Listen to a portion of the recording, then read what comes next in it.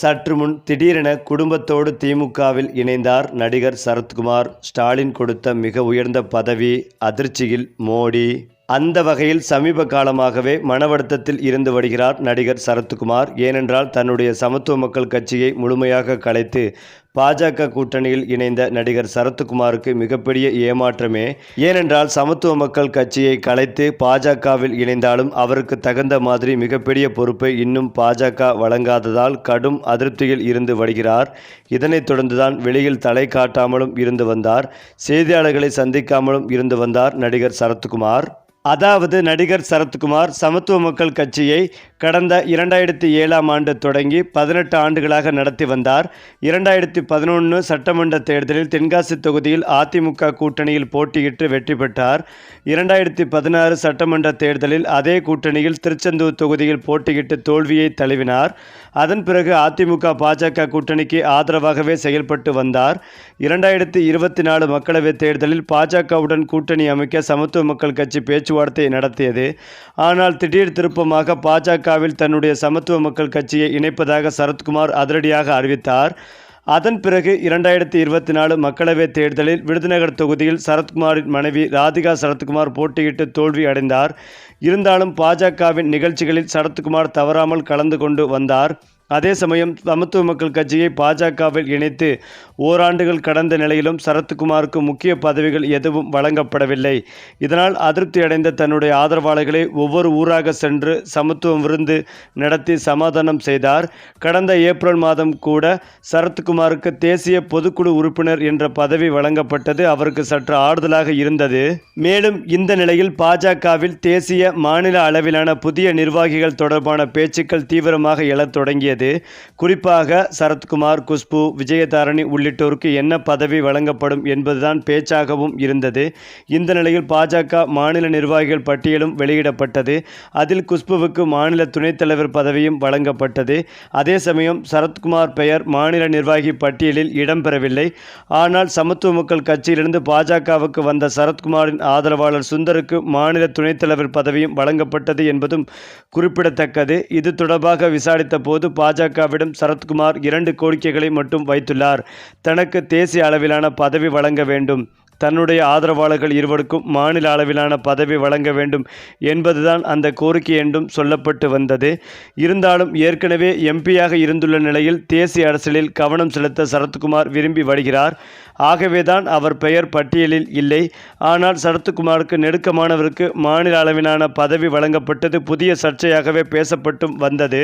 குறிப்பாக புதிய நிர்வாகிகளுக்கு சரத்குமார் தனது எக்ஸ் தள பக்கத்தில் வாழ்த்து தெரிவித்துள்ளார். இது வெளிப்படையாக தெரிவித்தாலும் உறுதியாக பாஜக மீது கடும் கோபத்தில் சரத்குமார் இருந்துள்ளார் என்பதும் குறிப்பிடத்தக்கது.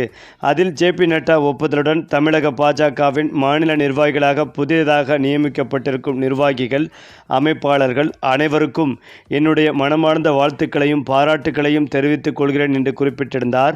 2026 சட்டமன்ற தேர்தலின் வெற்றி இலக்கை நோக்கிய பயணத்தில் தங்கள் அனைவருடைய பணியும் சிறக்க என் வாழ்த்துக்கள் என்றும் தெரிவித்தார் சரத்குமார். அதிலும் முக்கியமாக தேசிய அளவிலான நிர்வாகிகள் பட்டியலை பாஜக வெளியிடவில்லை. அப்படி வெளியிடும் போது சரத்குமாருக்கு தேசிய பதவி கிடைக்கும் என்றும் எதிர்பார்க்கப்பட்டது. பாஜக தேசிய பொதுச் செயலாளராக அண்ணாமலை நியமனம் செய்யப்படலாம் என்றும் சொல்லப்பட்டது. அப்படியென்றால் சரத்குமாருக்கு என்ன பதவி வழங்கப்படும் என்ற கேள்விகளும் எழுந்து வந்தது. அது மட்டுமில்லாமல் 2024 மக்களவைத் தேர்தலில் ராதிகா சரத்குமார் பாஜக வேட்பாளராக விருதுநகர் தொகுதியில் களமிறங்கி தோல்வியை தழுவினார். மேலும் பாஜகவில் சமத்துவ மக்கள் கட்சியை இணைத்து 1 வருடத்தை கடந்துவிட்ட போதிலும் சரத்குமாருக்கு பதவி எதுவும் இல்லாமல் இருந்து வந்தார். பதவி எதுவும் இல்லை என்றாலும் நாள்தோறும் பல்வேறு விவகாரங்கள் தொடர்பாக சரத்குமார் தொடர்ச்சியாக அறிக்கைகள் வெளியிட்டு ஆக்டிவாக இயங்கி வந்தார். ஒரு பக்கம் அரசியல், மறுபக்கம் சினிமா பணிகள் என தொடர்ச்சியாக பிஸியாகவும் இருந்து வந்தார். சரத்குமாருக்கு பதவி அளிக்காதது சமத்துவ மக்கள் கட்சியிலிருந்து அவருடன் இணைந்த ஆதரவாளர்கள் மத்தியில் கடும் அதிருப்தியை ஏற்படுத்தியது. இதனால் ஒவ்வொரு மாவட்டமாக சென்று நாட்டாமையின் சமத்துவ விருந்து என்று வைத்து ஆதரவாளர்களை சமாதானப்படுத்தினார் சரத்குமார். இதனிடையே தான் சரத்குமாருக்கு கடந்த ஏப்ரல் மாதம் கூட தேசிய பொதுக்குழு உறுப்பினர் பதவி ஆறுதலாக வழங்கப்பட்டது என்பதும் குறிப்பிடத்தக்கது. ஆனாலும் அதற்கு பிறகும் பாஜக சரத்குமாருக்கு அதிர்ச்சி கொடுத்து வந்தது. எப்படி என்றால், தற்போது பாஜக மாநில பொறுப்பாளர்கள் பட்டியலை தேசிய தலைமைக்கு அனுப்பி மாநில தலைமை ஒப்புதல் வாங்கியுள்ளது.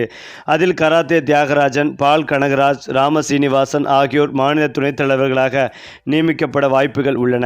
மேலும் S C. Surya, Amar Prasad Reddy, G K. Nagaraj, Karthiyayini, K P. Ramalingam, A P. Muruganandam பெயர்கள் இடம்பெற்றுள்ளதாக சொல்லப்பட்டது. அதே சமயம் சரத்குமார் மாநில பொறுப்பாளர்கள் பட்டியலில் இடம்பெறவில்லை. அதிலும் முக்கியமாக சரத்குமாருக்கு தேசிய பொறுப்பு வழங்கப்பட உள்ளதாக தகவல்களும் வெளியாகி வந்தது. அதாவது பொறுப்பாளர்கள் நியமனத்தில் தனக்கு தேசிய அளவிலான பொறுப்பும் தன்னுடைய ஆதரவாளர்கள் 3 மாநில பொறுப்பும் வழங்க வேண்டும் என கேட்டுள்ளார். இதில் சரத்குமாருக்கு தேசிய பொறுப்பும் அவருடைய ஆதரவாளர் ஒருவருக்கு மாநில பொறுப்பும் வழங்கப்பட உள்ளதாகவும் சொல்லப்பட்டது. அதேபோல கடந்த 6 மாதத்திற்கு முன்பு கூட வருகின்ற சட்டமன்ற தேர்தலில் போட்டியிடும் முடிவில் சரத்குமார் இருந்துள்ளார். அதற்கான காய்களையும் நகர்த்தி வந்தார்.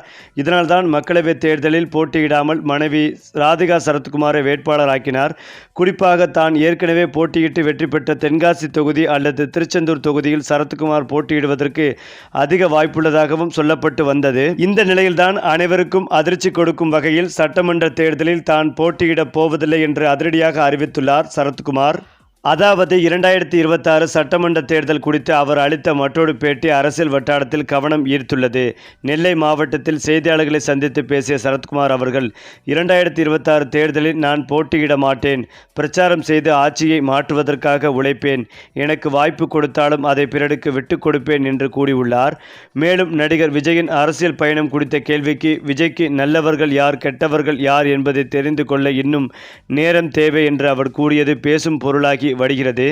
மேலும் இந்த கருத்துக்கள் சமூக ஊடகங்களில் வைரலாகி வரும் நிலையில் சரத்குமாரின் சினிமா பார்வையும் அரசியல் நிலைப்பாடும் ஒரே நேரத்தில் விவாதத்தை உருவாக்கி உள்ளன.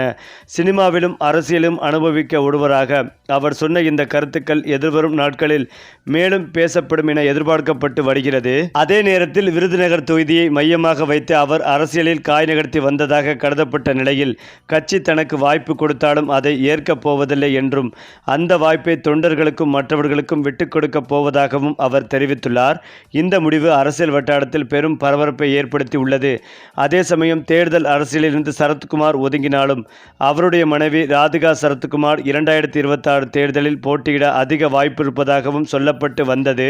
இந்த நிலையில்தான் பாஜகவில் உட்கட்சி பூசல் மிகப்பெரிய பூதாகரமாகி வருகிறது. சட்டமன்ற தேர்தல் நெருங்கிக் கொண்டிருக்கும் இந்த சூழ்நிலையில் பாஜகவில் ஏற்கனவே முக்கிய புள்ளிகள் இணைந்துள்ள நிலையில் அவர்களுக்கு தகுந்தவாறு பதவிகளை இன்னும் வழங்காததால் அந்த முக்கிய புள்ளிகள் பாஜக மீது கடும் அதிருப்தியில் இருந்து வருகிறார்கள்.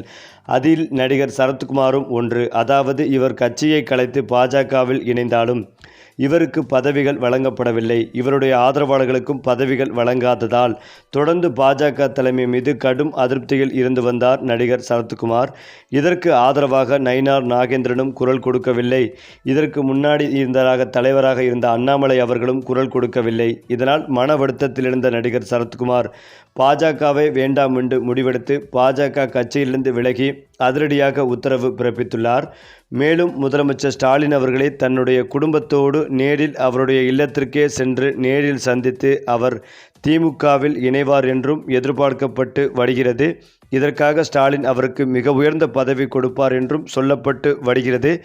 இந்த தகவல் பாஜக தலைமையான பிரதமர் மோடி அவர்களையே அதிர்ச்சி அடைய வைத்து வருகிறது.